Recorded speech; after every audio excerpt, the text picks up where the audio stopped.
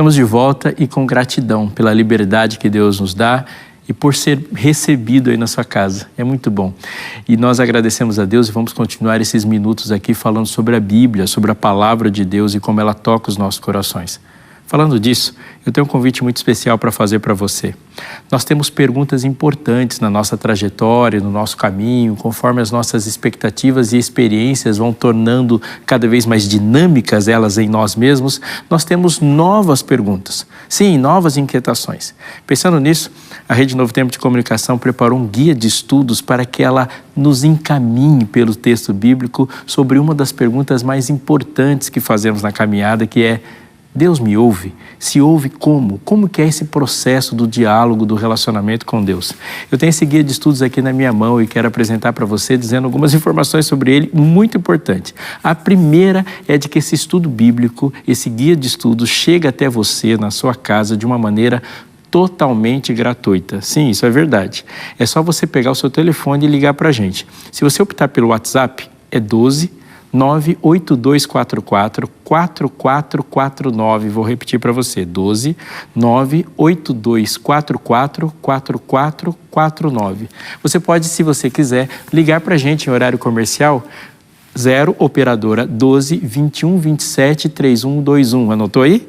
0 operadora 12 21 27 3121. Ou você pode acessar o nosso site novotempo.com/escola bíblica. Você fala com a gente, preenche um cadastro simples, rápido, a gente respeita muito seus dados e o guia de estudos chegará até a sua casa de forma totalmente gratuita. Não perca essa oportunidade, vai ser muito bom para você e para a sua família.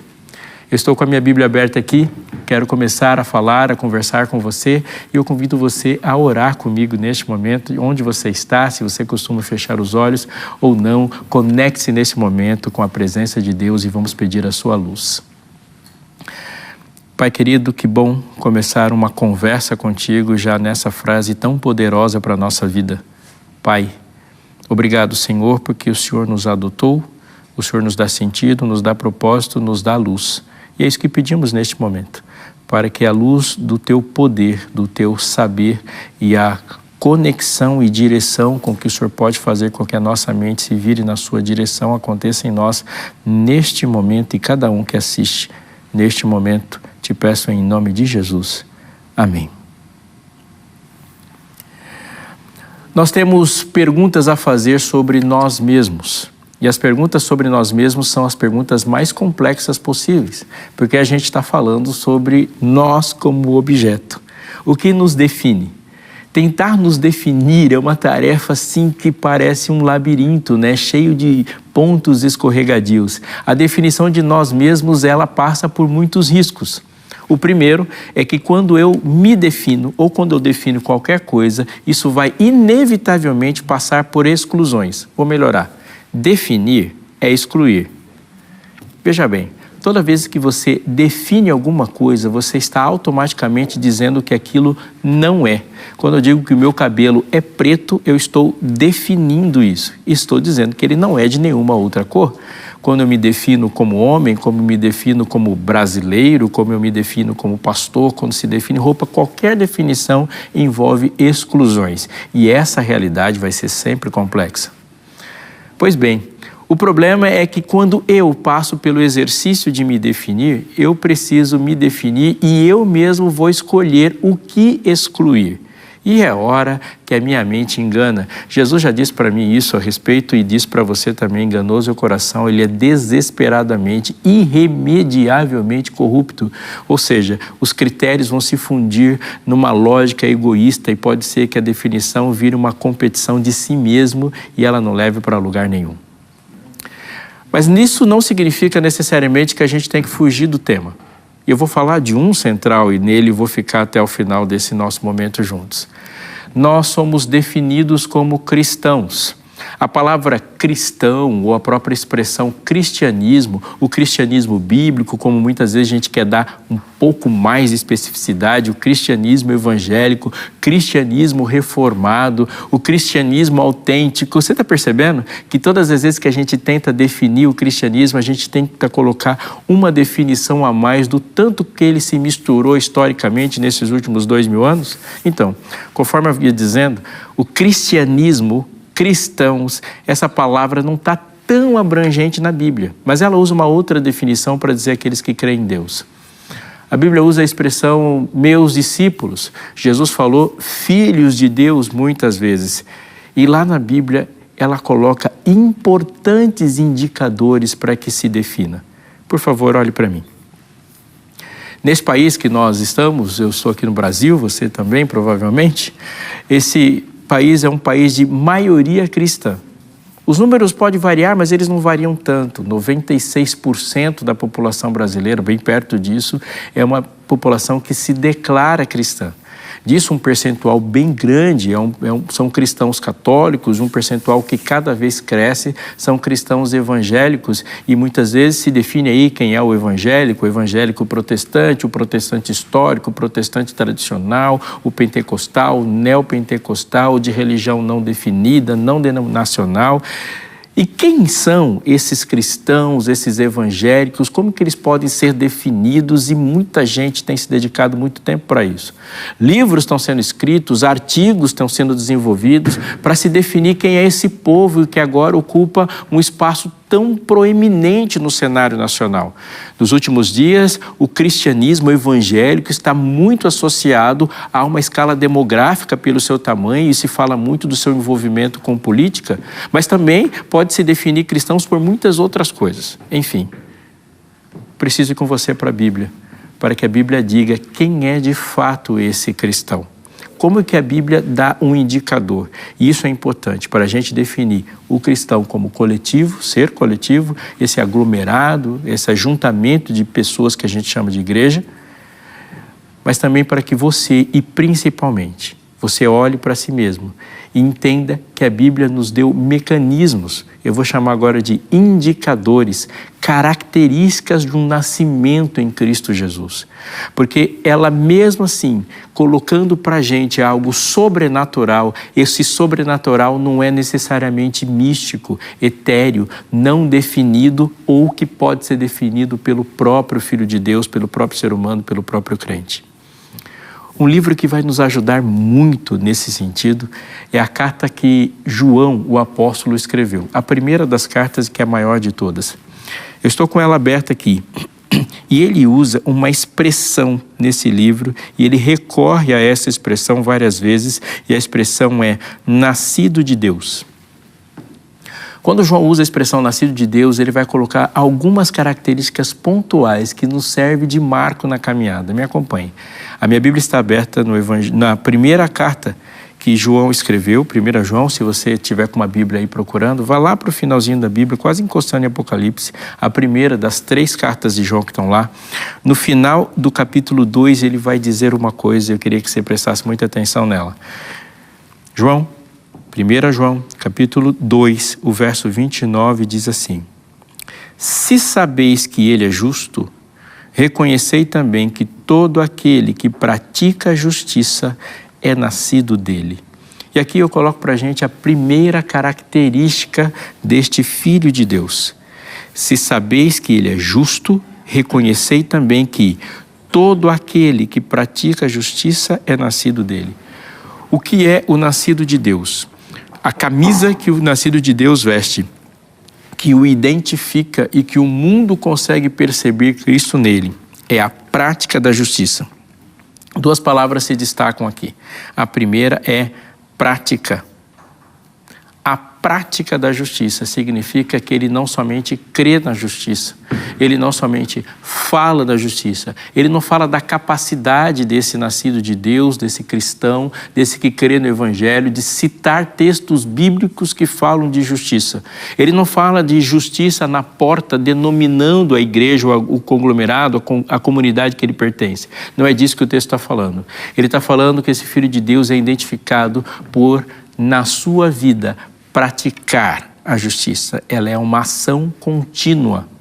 A organização da sua vida, ele tem uma ação contínua e ele é identificado, mesmo sem palavras, pela prática da sua justiça.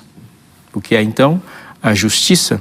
A palavra justiça é uma palavra bem bíblica, né? Faz parte do vocabulário bíblico. Você não vai passar por uma conversa boa sobre a Bíblia sem falar disso. Justificados, pois, mediante a fé, temos paz.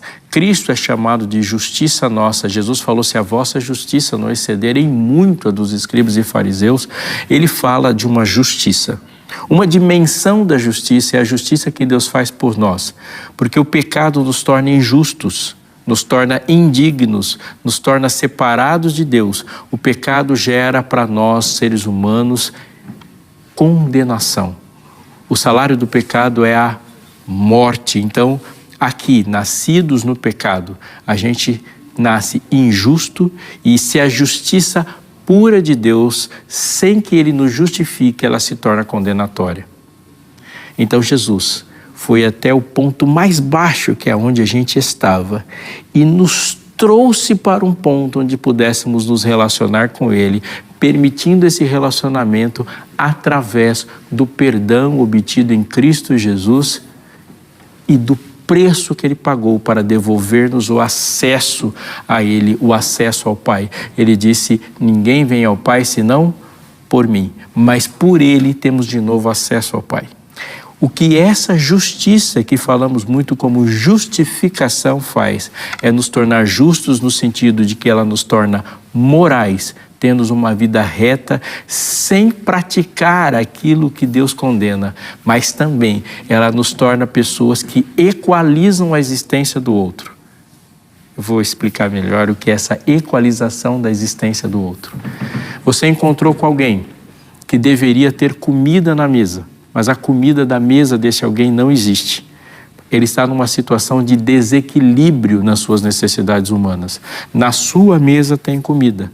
Então você torna as coisas justas, alinhadas, equalizadas e estende pão ao faminto. Uma pessoa que não tem o que vestir está numa situação de injustiça. Ele não está dizendo, e a Bíblia não está dizendo, que ele não tem comida ou não tem roupa porque ele fez o que é certo ou porque ele fez o que é errado. Antes de pensarmos nas causas, e a Bíblia dá uma complexidade de causas para que as pessoas estejam numa situação de miserabilidade, de alguma forma, independente da causa, essa pessoa está numa condição injusta, no sentido de que não está naquele patamar onde ela deveria estar como filho de Deus. Espero que você esteja me entendendo com isso, porque isso é muito importante. E agora, aquele que é nascido de Deus pratica a justiça, colocando essa pessoa em condição de comer, em condição de ter um teto, em condição de se vestir, em ter dignidade. A Bíblia fala de pessoas especialmente vulneráveis, né? Ela fala de órfãos, de viúvas, ela fala daquele que está em necessidade, ela fala do migrante. Ou seja, em todas as circunstâncias haverá uma ênfase especial em praticar justiça para o outro que é diferente da gente, o outro de outra nacionalidade, o outro que não tem a mesma cor de pele, o outro que não tem a mesma fala, o outro que pode morar em outro estado. Ele é o diferente por nacionalidade, por região, por cultura. Existe um outro que teve, pela sua circunstância da vida, a perda do seu mantenedor, que não tem um pai, uma pessoa que não tem um esposo, aquela que não tem sua condição de previdência ali, colocado como órfão, como a viúva. Neste sentido, todo aquele que é nascido de Deus age para que este esteja equalizado. E a Bíblia não para. Quando você vai um pouco no capítulo 3 de 1 João, ele vai dizer o seguinte no verso 9. Todo aquele que é nascido de Deus não vive na prática do pecado, pois o que permanece nele é a divina semente. Ora, esse não pode viver pecando porque é nascido de Deus. Mais uma vez a palavra prática se destaca aqui. Todo aquele que é nascido de Deus não tem o pecado como um mecanismo organizador da sua vida. Por favor, anote para isso e pensa bem nisso. Ele não está dizendo que neste planeta os nascidos de Deus vão ter uma construção do seu caminho numa linha reta, sem nenhum escorregão, sem nenhuma falha, sem nenhum lapso. Eles vão viver de uma forma perfeita da perspectiva humana e nunca cometer nenhum ato em que a Bíblia diz que deve ser errado. Ele não está dizendo isso. Há escorregões, sim. Há escorregão, e para os escorregões há o perdão de Cristo. Mas ele está dizendo uma coisa muito importante. Aquele que é nascido de Deus não tem o pecado como amigo. Aquele que é nascido de Deus não tem o pecado como doméstico. Aquele que é nascido de Deus não se familiariza com o pecado e mais, todo aquele que é nascido de Deus não tem o pecado como um mecanismo organizador da sua vida. Por favor, atente porque eu vou dizer. Quando nós aceitamos a palavra de Deus e a palavra de Deus transforma a nossa vida, muitas das práticas que são acomodadas no mundo se tornam impossíveis para nós, porque elas envolvem cobiça, elas envolvem avareza, elas envolvem idolatria no sentido puro, teológico, radical da palavra, que é usar mecanismos que não sejam Deus para que a nossa satisfação aconteça, ou mesmo colocar Deus como um mecanismo de satisfação de nós mesmos. Ele muda a ordem e a direção com que nós pensamos as coisas. Portanto, todo aquele que é nascido de Deus não vive na prática do pecado. Ele não organiza as coisas de forma egoísta.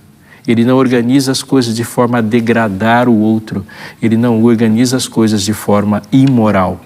Ele não vive nessa prática. Muito pelo contrário, ele diz que o que permanece nele é a divina semente e ele não pode viver pecando porque é nascido de Deus. A imagem e semelhança de Deus é restaurada nessa pessoa. E Deus não mente. Deus não rouba. Deus não trai. Deus não age de maneira egoísta e avassaladora para outras identidades. Não, Deus não faz isso. Deus restaura, Deus age, Deus é justo, Deus é um transformador. Deus para e fixa e proclama o que é correto, o que é sustentável, o que é eterno. E aquele que é nascido de Deus reflete no seu caráter essas coisas. Quando a gente vira a página um pouquinho, a gente vai perceber que a Bíblia dá mais uma característica. O capítulo 4 da primeira carta que João escreveu diz assim, verso 7. Amados, amemo-nos uns aos outros, porque o amor procede de Deus. E todo aquele que ama é nascido de Deus e conhece a Deus. Portanto, a primeira característica é que todo aquele que é nascido de Deus vive praticando a justiça. Segundo, todo aquele que é nascido de Deus não vive na prática do pecado. Ele não é uma pessoa imoral, afastada de Deus, quebrando mandamentos. Não, o pecado não é familiar para ele. Mas aqui ele vai dizer uma característica. Tem coisas que ele não faz, mas tem coisas que ele faz. Todo aquele que é nascido de Deus ama. Todo aquele que ama é nascido de Deus e conhece a Deus. O verso seguinte é um verso bem conhecido por nós e diz: aquele que não ama não conhece a Deus, porque Deus é amor. A gente pode começar falando desse texto e da característica de Deus em nós, falando do que é de fato o amor. Primeiro que esse verso aqui ele é provocativo, né? Porque ele diz assim, aquele que não ama, não conhece a Deus, e não diz que Deus tem amor, ele não diz que Deus faz, que Deus produz ou que ele transfere. Ele diz que Deus é amor. Portanto, Deus nunca inventou o amor e nunca houve um momento da história do universo, na eternidade passada, em que Deus começou a amar. O amor é uma característica de Deus. Mas vamos juntar aqui algumas coisas que a Bíblia fala sobre amor. Quando Jesus foi questionado sobre os mandamentos, ele falou: amar a Deus sobre todas as coisas e ao próximo como a ti mesmo, e continua depois no Evangelho de Mateus dizendo assim: destes 2 mandamentos dependem toda a lei e os profetas. Ou seja, todas as regras de relacionamento que Deus explicitou no Sinai, as regras civis, as regras sanitárias, as regras de funcionamento cerimonial, as regras que ele colocou para que a gente cuidasse do nosso próprio corpo, a nossa relação com o outro, a nossa relação com a natureza, a nossa relação com o templo, todas as regras morais, elas são desdobramentos de aplicação prática de uma só: amar. E as dimensões, amar a Deus sobre todas as coisas e ao próximo como a si mesmo. Portanto, o amor, mais do que um sentimento, o amor é a forma com que Deus encaixa, organiza e gerencia toda a criação. Toda a criação está feita por causa do amor. Toda a criação é organizada por causa do amor. Portanto, o amor é mais do que uma coisa que acontece entre nós, uma coisa que acontece em nós quando somos transformados. Portanto, você ama qualquer pessoa que está na sua frente, seja amigo, seja inimigo, seja íntimo, seja distante, porque não é a sua relação com o outro, com o próximo, é a sua relação com Deus que determina qualquer manifestação de amor. Isso ele quis dizer na parábola do bom samaritano, por exemplo. Por que aquela pessoa caída foi amada? Porque aquela pessoa que o ajudou era uma pessoa que amasse, que amava. Ele não perguntou quem era, não perguntou as circunstâncias. Ele, o samaritano, é assim, uma pessoa que ama. Ele diz que todo aquele que ama é nascido de Deus e conhece a Deus. Portanto, uma característica que define aquele que nasceu de Deus, aquele que você pode chamar de evangélico, aquele que nós chamamos de cristãos, é que cristãos fundamentalmente amam. Quando João escreveu, recebendo a visão lá no livro de Patmos, uma carta para a igreja em Éfeso, ele dá um elogio a Éfeso, dizendo ali na carta que ela é elogiada porque odeia as obras de um grupo muito específico lá chamado de Nicolaítas.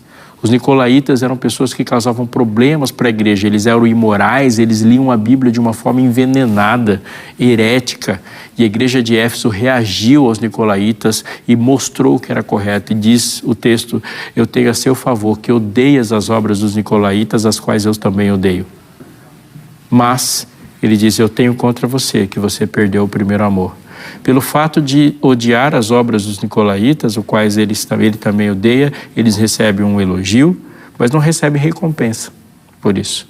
Mas ele diz, volta à prática das primeiras obras, ame novamente, senão eu venho contra ti e removerei o teu lugar do teu candeeiro. O que Deus está dizendo, que igreja que não ama não serve para nada. Por quê? Igreja existe para refletir o caráter de Deus. E sem que uma pessoa que diz ser cristão, sem que uma igreja que diz ser cristã, sem que um evangélico que diz crer no evangelho, ame radical e profundamente, ele não está refletindo o caráter de Deus. Qualquer pessoa que você encontrar com uma vida imoral, depravada, uma vida corrupta, uma pessoa que está na prática do pecado, se a minha motivação por ele, para falar do que é correto, não for o amor que eu tenho por ele, esse evangelho não está sendo pregado. Todo aquele que é nascido de Deus ama. Ele vai dar agora duas últimas características, e essas duas características eu vou falar com você. No capítulo 5, o primeiro versículo diz que todo aquele que crê que Jesus Cristo é o nascido de Deus, e todo aquele que ama o que o gerou, também ama o que dele é gerado. Nisto conhecemos que amamos os filhos de Deus, quando amamos a Deus e praticamos os seus mandamentos. Há um centro do cristianismo que não pode ser retirado. Todo aquele que crê que Jesus é o Cristo, é o nascido de Deus, e todo aquele que ama o que o gerou, também ama o que dele é nascido. Há aqui os aspectos disso, né? O primeiro é o amor por Cristo e o reconhecimento do plano redentor de um Cristo encarnado, 100% Deus, 100% homem. A base do cristianismo é Cristo, a sua autoridade e a sua missão. Por favor, atente para isso. Jesus, ele deu uma ordem para todos os cristãos, e os cristãos são caracterizados pela submissão àquela ordem. Ele diz, portanto, ide, pregai o evangelho a todo mundo. Portanto, ide, falai a todas as nações. E esse evangelho do reino será pregado em todo o mundo para testemunhar todas as nações, então verá o fim. Ele mandou ir. Mas há um portanto antes do ide. E o portanto está conectando uma frase anterior que diz, toda autoridade me foi dada no céu e na terra. Por favor, atente para isso. Cristãos são pessoas que têm uma plena e fixa convicção sobre a superioridade de um Cristo que pisou nessa terra e venceu o pecado e a morte, condenando o pecado na carne. Todo aquele que é cristão, nascido de Deus, tem em si o reconhecimento da obra, do ministério e da superioridade desse ser, chamamos de Cristo. Ele não é definitivamente só um filósofo, um revolucionário, alguém que veio para cá para nos dar conselhos, apontar um caminho como sugestão. Não, toda autoridade, ele disse, me foi dada no céu e na terra. Todo aquele que é nascido de Deus sabe que o Filho de Deus que se fez carne está hoje no centro do universo. No capítulo 5, verso 4, diz algo que eu vou orar por você. Porque ele diz de uma característica final. Ele diz que todo aquele que é nascido de Deus vence o mundo. Esta é a vitória que vence o mundo, a nossa fé. A última característica do Filho de Deus, do cristão, é que ele tem para si, em si, a vitória em Cristo Jesus sobre tudo que se levanta contra o seu nascimento, contra a sua filiação. Ele vence o mundo. Eu, mais do que falar sobre isso, quero pedir para que Deus nos molde dessa forma. Sabe, aquele que é nascido de Deus, aquele que é filho de Deus, o cristão genuíno, aquele que tem o Espírito Santo conduzido a sua vida, é alguém que obtenha vitória na própria caminhada. Não, nós não estamos lutando por uma vitória. Deus não definiu a vida com ele como um campeonato, onde a gente luta e vê e alguns de nós são melhores ou mais competentes do que os outros. Não, ele não definiu a vida com ele como uma competição, ele definiu a vida com ele como um caminho, uma jornada, e no momento que você está no caminho, você já obtém a vitória, porque a vitória que vence o mundo é a nossa fé. O caminho é Ele, o caminho é para Ele mesmo. Eu sou o caminho, portanto, quando encontramos com Cristo, encontramos com o caminho, e este caminho nos leva ao Pai, nos leva de volta ao lugar onde todo cristão se sente à vontade e deve estar à vontade para onde ele foi feito. Todo aquele que é nascido de Deus vence o mundo. Essa é a vitória que vence o mundo, a nossa fé. Falo com alguém hoje que pode estar preocupado sobre as vitórias das lutas que tem enfrentado, seja elas quais forem. Todo aquele que é nascido de Deus vence o mundo. Me acompanhe, por favor, nessa oração que eu quero pedir ao Senhor, nosso Deus, que nos conceda hoje a certeza da vitória obtida em Cristo Jesus. Pai nosso, nós nascemos de você, nascemos de Ti pelo poder do Teu Santo Espírito. Coloca em nós hoje, Senhor, as características dos filhos Teus. A vitória sobre o pecado, Senhor. A prática da justiça. O amor para todos os irmãos, Senhor. A vida contigo. A confissão em Cristo Jesus. E a vitória sobre tudo que se levanta contra Ti e contra nós. Dá essa sensação e essa certeza de vitória em Teu nome. Amém.